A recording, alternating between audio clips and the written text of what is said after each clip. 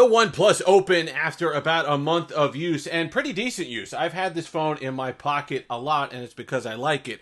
But it's important to differentiate the language between my favorite fold and what I think is the best fold, because I think this is absolutely my favorite fold to use, but there are several steps that OnePlus would have to take in order to make it the best fold and catch up, in my mind, to what Samsung offers. Let's talk about the hardware. Hardware's pretty tough to beat. I really have few things on the wish list of what I'd want OnePlus to upgrade in future versions. I love the size of the external display. I love how thin and light it is. I love the feel of the hinge, the crease, the anti-glare layer that they put on the screen. The screen itself, the colors, really bright, excellent in sunlight to look at on a fold. So all that stuff is really good. And it's not, OnePlus didn't roll out of bed and create a first generation foldable like this. They're kind of piggybacking off of several generations of Oppo designs to come to this. But regardless of how they did it and it's here, and I really like what they offer. Software is where things start to go sideways a little bit. And this is, yes, it's personal preference. There are plenty of people who like OxygenOS 13. There's plenty of people who like OxygenOS in general. But there are a few things that I think that would annoy me. There are the occasional hiccups when you're opening things up. Sometimes it can be a little glitchy and a little slow. Animations, for the most part, are smooth. Multitasking is absolutely fantastic, but I've had problems with the taskbar, sometimes showing, sometimes not showing. And I'm not talking about that tap and hold thing at the bottom. I know about that. You can have a setting that could turn that off, which I recommend, but sometimes it'll be a little finicky in apps when you want to use it to go ahead and pull up multitasking. Updates also. This is running on a September security patch, which I normally wouldn't eat a company's lunch for, missing a month or two. That really doesn't bother me. But when you're talking a device north of $1,600, and we'll talk about the price in a moment, we've kind of moved beyond where quarterly updates are acceptable. I mean, they used to be okay. Samsung did quarterly updates for I don't know how many years. But when prices got more expensive, expectations got raised as well. And then you have other companies providing monthly or at least bi-monthly updates. And I don't think it's a tough ask to ask OnePlus to go ahead and update the software. And it's not just, I'm not worried about, it's not like I won't put my password in this or I'm worried about doing banking on it because it's not getting an Android security patch. What it shows to me is the company's constantly working on updating and optimizing this phone, which I think it needs, especially when you're talking about OxygenOS. Google and OnePlus are very similar in my mind because they'll do a lot of things right. There'll be a lot of excellent things that they do, whether it's on the hardware side or software features like multitasking on the OnePlus Open. But then you'll look over sometimes and you're like, well, how'd you screw that part up?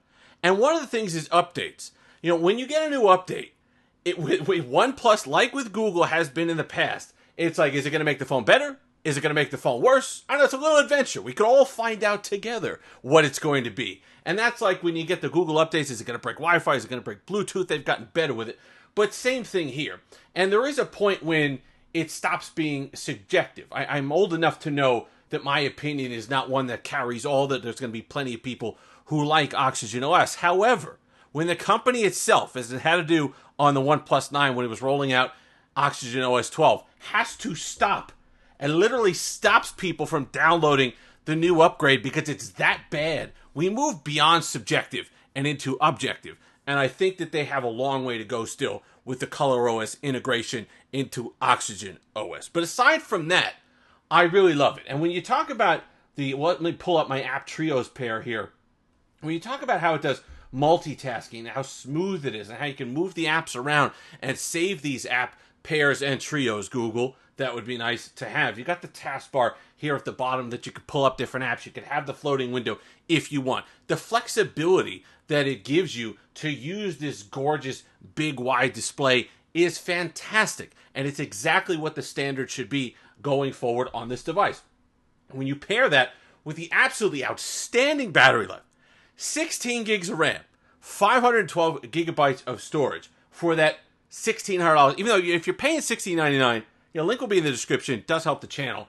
But make sure you're getting this for about $1,500. Whatever you got to do. You got to put in a trade-in. Whatever has to happen in order to get this price down to about $1,500, because that's what most people are getting it for. And I really think that's the sweet spot for the OnePlus Open. And when you think about that, You know, it's hard to call a $1,500 device a value pick. But in terms of foldables, and just that's the price you pay when you're talking about this technology, it really makes sense at that money if you're going for a fold. I understand it doesn't have some of the creature comforts that people want. No wireless charge. Personally, again, this is personal preference, I want SuperVOOC charging, the 67-watt fast charging on this device as opposed to wireless charging. I know if you have a home full of wireless chargers, if you go to Starbucks and you're used to putting your phone on a little wireless charging pad and all the rest of it, it is nice to have that convenience. However, I like being able to plug in my phone and watch the percentage literally tick up as each second goes by.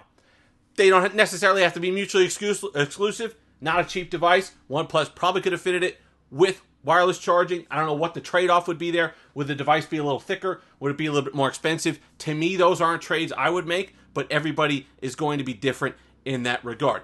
But when you talk about the whole, if they're able to, and the good thing about it being mostly a software concern with me, and just kind of a software question mark, not even a concern right now, just a question mark. There's little quirky things, and yes, there's some things they have to clean up. But software stuff is stuff they could work on. It's stuff they could do. It's stuff they could fix. Hardware stuff you're not fixing.